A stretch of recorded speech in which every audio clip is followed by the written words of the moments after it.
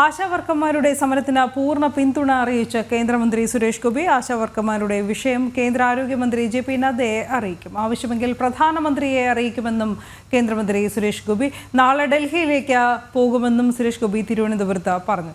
മഴയത്ത് സമരം ചെയ്യുന്ന ആശാവർക്കർമാർക്ക് മഴ നനയാതിരിക്കാൻ സാധനങ്ങൾ വാങ്ങി നൽകുമെന്നും അദ്ദേഹം പറയുകയുണ്ടായി. ശ്രീനന്ദ വിവരങ്ങളുമായി ചേരുന്നു. ശ്രീനന്ദ, ഈ മഴയത്തുള്ള അതിജീവന പോരാട്ടത്തോട് എത്രമേൽ അസഹിഷ്ണുതയാണ് സംസ്ഥാന സർക്കാരും പോലീസും കാണിച്ചതെന്ന് നമ്മൾ പുലർച്ചെ മുതൽ കാണുന്നുണ്ട്. ആശാവർക്കർമാരുടെ സമരത്തിന് പക്ഷേ പിന്തുണയുമായി വീണ്ടും കേന്ദ്രമന്ത്രി സുരേഷ് ഗോപി എത്തിയിരിക്കുകയാണ്. അദ്ദേഹത്തിന്റെ വാക്കുകൾ എന്തൊക്കെയായിരുന്നു? ഇപ്പോഴത്തെ സാഹചര്യം എങ്ങനെ സെക്രട്ടേറിയറ്റിന് മുമ്പിലെ? ഇന്നലെ സുരേഷ് ഗോപി ആശാവർക്കർമാരുടെ സമരപ്പന്തലിലെത്തി അവരെ സന്ദർശിച്ചിരുന്നു. അവരുടെ ഐക്യദാർഢ്യം പ്രഖ്യാപിച്ചിരുന്നു. ഇന്ന് വളരെ പെട്ടെന്ന് ഇത്രയും മഴയത്ത് അവർ പുറത്തിറങ്ങി നിന്ന് സമരം ചെയ്യുന്ന വിവരം അറിഞ്ഞിട്ടാണ് കേന്ദ്രമന്ത്രി സുരേഷ് ഗോപി ആ ഒരു സമരപ്പന്തലിലേക്ക് എത്തിയത്. അദ്ദേഹം പറയുന്നത് ഈ ഒരു പ്രശ്നം ജെ.പി. നദ്ദയെ അറിയിക്കും എന്ന് തന്നെയാണ്. കേന്ദ്രത്തെ ഈ വിവരത്തിന്റെ ഒരു കാഠിന്യാവസ്ഥ എത്രത്തോളം കാഠിന്യമാണ് ഈ ഒരു സിറ്റുവേഷൻ എന്ന് അവരെ മനസ്സിലാക്കി കൊടുക്കും. കേന്ദ്രത്തിന് ആ ഒരു ഇവിടുത്തെ അവസ്ഥ മനസ്സിലാക്കി കൊടുക്കുമെന്നാണ് സുരേഷ് ഗോപി പറഞ്ഞിരിക്കുന്നത്. വേണ്ടി വന്നാൽ പ്രധാനമന്ത്രിയെ വരെ അറിയിക്കുമെന്ന് സുരേഷ് ഗോപി ആശാവർക്കർമാരോട് പറയുന്ന ഒരു സാഹചര്യമുണ്ടായി. അവർക്ക് വേണ്ട സാധനങ്ങൾ ഈ മഴയത്ത് ഇവർ നിന്ന് അവരുടെ ആരോഗ്യം പോലും കളഞ്ഞിങ്ങനെ അവർ സമരം ചെയ്യുന്നത് കണ്ട് തങ്ങളുടെ ആരോഗ്യം ശ്രദ്ധിക്കണമെന്നും തന്നാൽ കഴിയുന്ന വിധത്തിലുള്ള എല്ലാ സൗകര്യങ്ങളും എല്ലാ സാധനങ്ങളും ഇവർക്ക് എത്തിച്ചു നൽകാമെന്നുമുള്ള ഒരു ഉറപ്പ് കൂടി സുരേഷ് ഗോപി നൽകിയതിന് ശേഷമാണ് ആ ഒരു സമരപ്പന്തലിൽ നിന്ന് അവിടെ നിന്ന് പോയത്.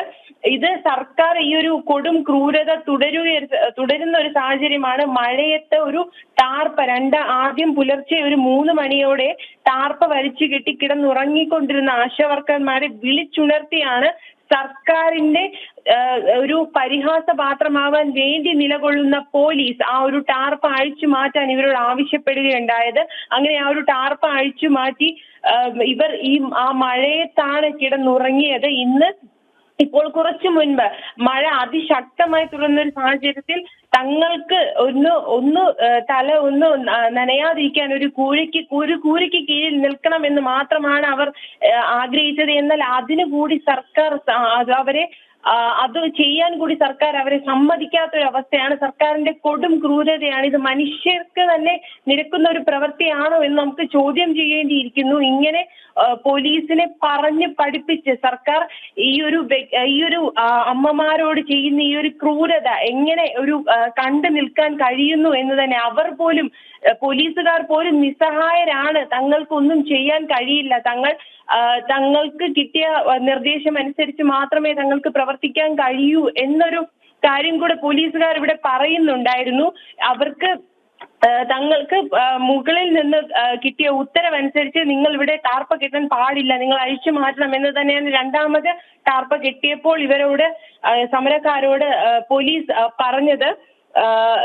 സമരക്കാരോട് പോലീസ് പറഞ്ഞത് ഇനി എന്ത് ചെയ്താലും അത് സർക്കാർ എന്ത് തന്നെ ചെയ്താലും സർക്കാർ ഇതിൽ നിന്ന് പിന്നോട്ട് പോകില്ല. സർക്കാർ ഒരു നയപരമായ ഒരു നടപടി സ്വീകരിക്കണം. എങ്ങനെയെങ്കിലും ഈ ഒരു സമരം തീർക്കാനുള്ള നടപടി സർക്കാർ സ്വീകരിക്കണം. എന്നാൽ കൂടി സർക്കാർ ഇപ്പോൾ കാണിക്കുന്ന ഈ ഒരു സമരക്കാരോട് കാണിക്കുന്ന ഈ ഒരു അനാദരവ് ഒരു സമൂഹത്തോടും കേരളത്തിലുള്ള ഒരു സമൂഹത്തോടും ആരും തന്നെ കാണിക്കരുത് എന്ന് തന്നെയാണ് ഇവിടെ സമരക്കാർ പറയുന്നത്.